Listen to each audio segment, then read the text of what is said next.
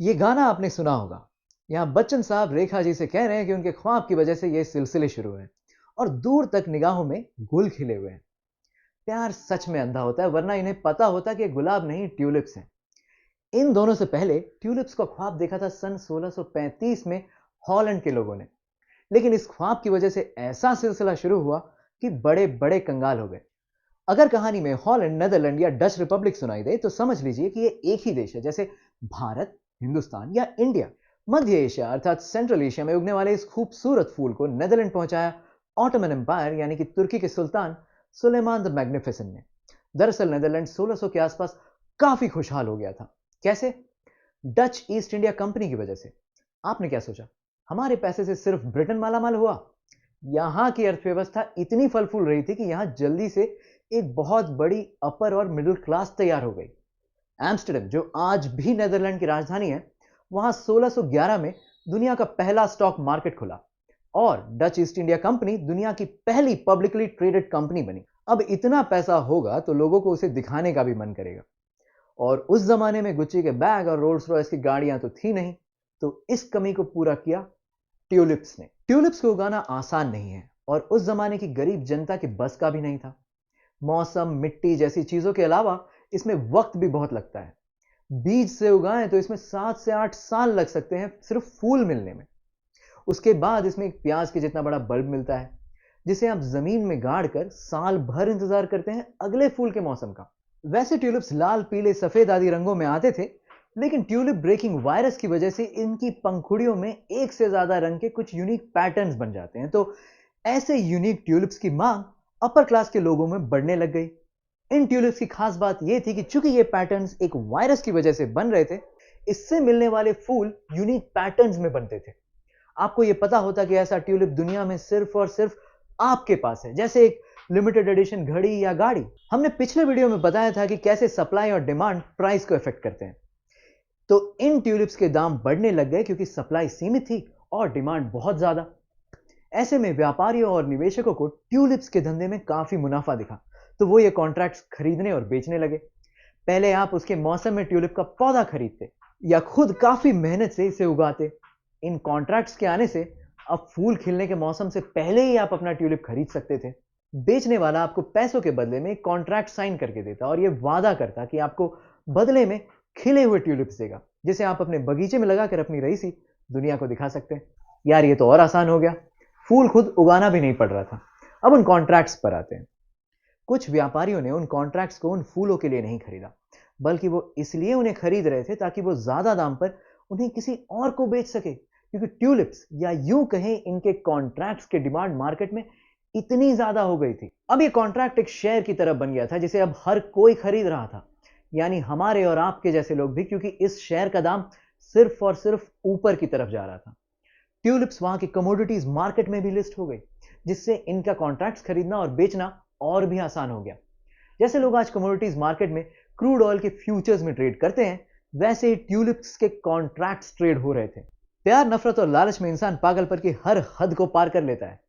इन contracts की demand इतनी ज्यादा बढ़ गई कि किसान अपनी जमीन और मवेशी जानवर बेचने लगे इन कॉन्ट्रैक्ट्स को खरीदने के लिए। हालत यह हो गई कि एक सेम्पर ऑगस्टस वैरायटी के ट्यूलिप की कीमत 5,500 गिल्डर हो गई, जो एम्स्टर्डम के प्राइम लोकेशन में घर की कीमत थी। गिल्डर उस जमाने में वहां की करेंसी को कहते हैं। इस पागलपन में जन्म दिया दुनिया के पहले फाइनेंशियल बबल को, जिसे ट्यूलिप मेनिया भी कहते हैं। आगे की कहानी समझने के लिए पहले हम समझते हैं आज का टर्म जो है फाइनेंशियल बबल, जिसे इकोनॉमिक बबल भी कहते हैं। नास्डैक फाइनेंशियल बबल को डिफाइन करता है कुछ इस तरह से: a market phenomena characterized by surges in asset prices to levels significantly above the fundamental value of that asset। यानी हिंदी में कहें तो अगर किसी भी एसेट का प्राइस या दाम उसकी ट्रू वैल्यू से कहीं ज्यादा हो, तो इसका मतलब है कि एक बबल बन रहा है। जैसे अगर कल आप सुबह उठो और अचानक देखो कि 5 रुपए का पार्ले जी 50 में बिक रहा है और सभी उसे लेने के लिए मारामारी कर रहे हैं, तो आप समझ जाओगे ना कि कुछ ना कुछ गड़बड़ चल रहा है। लेकिन मजे की बात यह है कि बबल जब बनता है तो किसी को पता भी नहीं चलता, क्योंकि यह धीरे धीरे कई चरणों में आता है और आपको जब तक पता चलता है तो काफी देर हो चुकी होती है। अर्थशास्त्री हाइमन पिमिंस्की ने लिखा है कि एक फाइनेंशियल बबल के 5 चरण होते हैं। पहले आता है डिस्प्लेसमेंट, जिसमें एक नया प्रोडक्ट या टेक्नोलॉजी आती है जिसके बारे में आपको पहले पता नहीं होता। उदाहरण के लिए नेदरलैंड में आया ट्यूलिप, 90 के दशक में आया इंटरनेट जिससे बना .com बबल, और हमारे जमाने में गेस कीजिए क्या आया? क्रिप्टो। क्योंकि ये नई प्रोडक्ट या टेक्नोलॉजी है, लोगों को इसका तजुर्बा नहीं होता और पता नहीं होता कि क्या सही और क्या गलत। दूसरा चरण है बूम। शुरुआत में जो लोग पैसे लगाते हैं उनका मुनाफा देखकर और लोगों की रुचि बढ़ती है। ये रुचि डिमांड में तब्दील हो जाती है और वो प्राइसेस को ऊपर ले जाते हैं। इस स्टेज में इस एसेट को मीडिया कवरेज भी काफी मिलता है। सोशल मीडिया, न्यूज चैनल्स, हर जगह आप पहले कभी न सुनी हुई इस चीज को देखोगे। फोमो यानी फियर ऑफ मिसिंग आउट की वजह से लोग और इसमें पैसे लगाते हैं।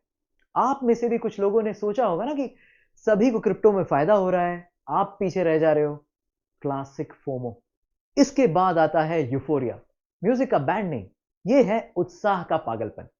इस चरण में लोग अपना घर, जमीन, जायदाद, दिमाग बेचकर इस नए एसेट में पैसे लगाते हैं। एसेट की वैल्यूएशन उसकी ट्रू वैल्यू यानी सही दाम से कई गुना ऊपर चली जाती। अब आप सोचोगे कि कोई 10 रुपए के सामान के 1000 रुपए क्यों देगा।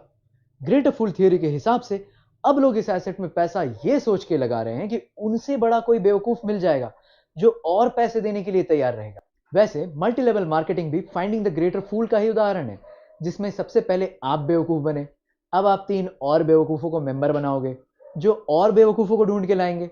लेकिन यहां एक प्रॉब्लम है, बेवकूफों की डिमांड मार्केट में हमेशा रहती है पर उनकी सप्लाई लिमिटेड है। हमारी अब तक की कहानी में हमने इन 3 चरणों को देखा।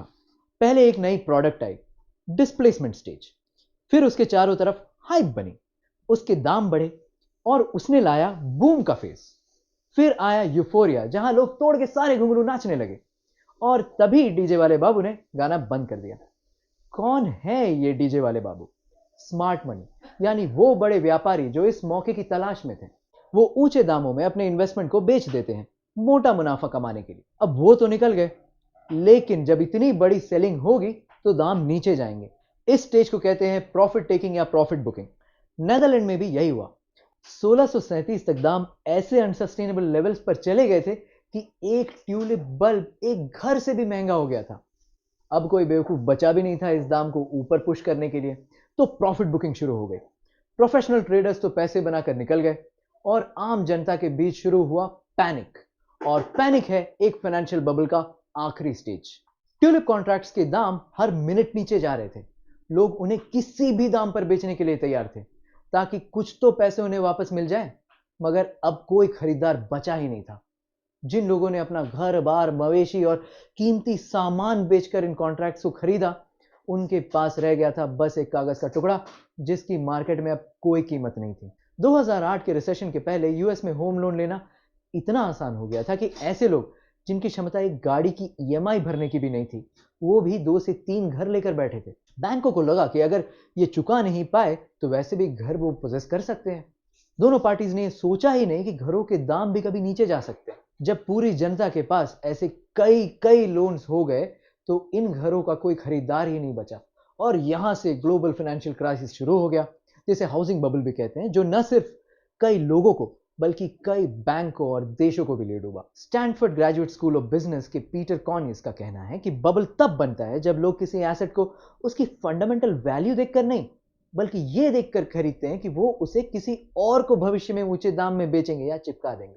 क्रिप्टो में कई लोग उतर गए ट्रेड करने के लिए, और जब मैंने अपने दोस्तों से मुझे क्रिप्टो करेंसी क्या है समझाने को कहा तो कोई भी इसका सही और सरल जवाब नहीं दे पाया। फाइनेंशियल मार्केट में कूदने से पहले इसे समझना बहुत जरूरी है, वरना यह आपके साथ भी हो सकता है। बबल सिर्फ स्टॉक मार्केट तक ही सीमित नहीं है। आपके इलाके में हो सकता है कि प्रॉपर्टी के दाम को लेकर एक बबल बन जाए। लोग अपनी इनकम से 10 गुनी महंगी फोन लेकर घूम रहे हैं, यह भी तो एक बबल है ना। अब आपके लिए कुछ सवाल। किसी भी चीज की ट्रू वैल्यू या सही मोल क्या है? कोई भी चीज महंगी या सस्ती कब बनती है? अब चाहे वो कोई फोन का दाम हो या ब्रांडेड सामान, कोई सामान लेने से पहले क्या आप सोचते हैं कि उसका दाम उसकी उपयोगिता या यूटिलिटी को जस्टिफाई करती है? ईएमआई पर सामान खरीदना अब इतना आसान हो गया है कि आधे लोग तो ऐसे ही कर्ज में डूबे हैं। ना चुका पाने वाले कर्जों की लिस्ट में देश का और मां का ये सब कर्ज कम था क्या कि फोन और घर के अप्लायंसेस तक के लिए लोग कर्ज ले रहे हैं। इस वीडियो को बनाने के लिए इतनी रिसर्च हुई कि ट्यूलिप उगाना तक सीख गए, ये सोचकर कि कहीं गलती से भी आपको कोई गलत इंफॉर्मेशन ना दे दे। सोच रहे हैं कि ट्यूलिप की खेती शुरू कर दें। लेकिन फिर आपको ये सब बताएगा कौन? आप हमें ट्यूलिप का किसान बनने से रोक सकते हैं। कैसे? सब्सक्राइब करके। मिलते हैं अगले वीडियो में। जय हिंद।